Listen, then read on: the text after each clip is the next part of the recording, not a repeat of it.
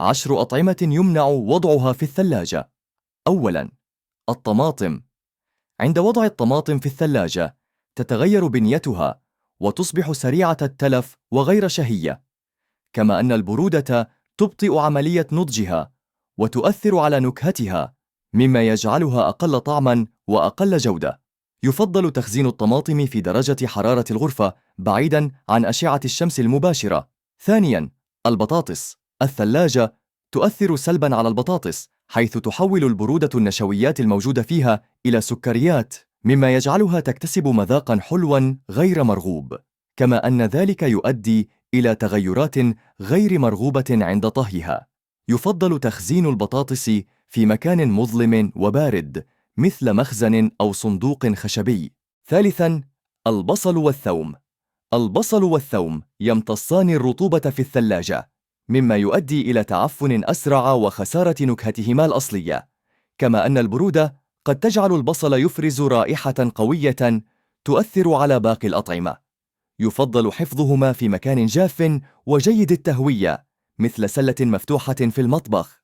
رابعاً، الخبز. وضع الخبز في الثلاجة يتسبب في جفافه بسرعة، حيث تمتص البرودة الرطوبة منه، مما يجعله قاسياً وغير لذيذ.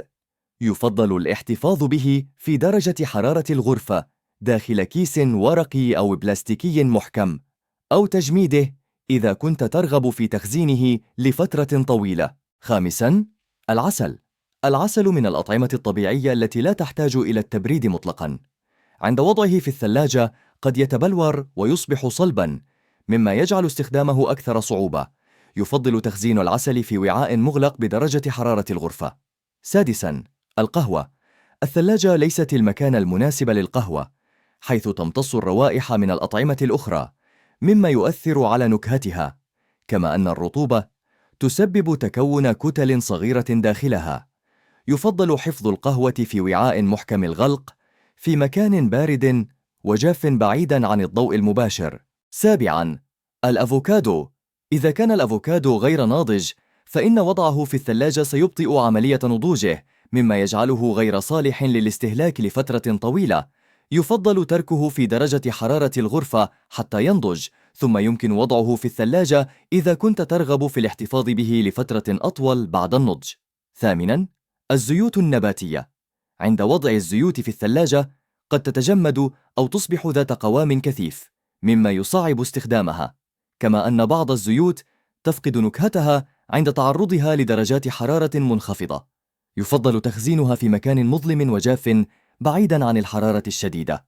تاسعاً، البطيخ. تخزين البطيخ في الثلاجة قبل تقطيعه يؤثر على نكهته وقيمته الغذائية، حيث تقل مستويات مضادات الأكسدة فيه. يفضل تركه في درجة حرارة الغرفة، وعند تقطيعه يمكن وضعه في الثلاجة للحفاظ على طراوته. عاشراً، الفواكه الاستوائية. الفواكه الاستوائية مثل الموز تتعرض لتغير لون قشرتها بسرعة عند وضعها في الثلاجة، كما تتوقف عملية نضجها، مما يؤثر على مذاقها. يفضل حفظها في درجة حرارة الغرفة حتى تصبح ناضجة تماماً.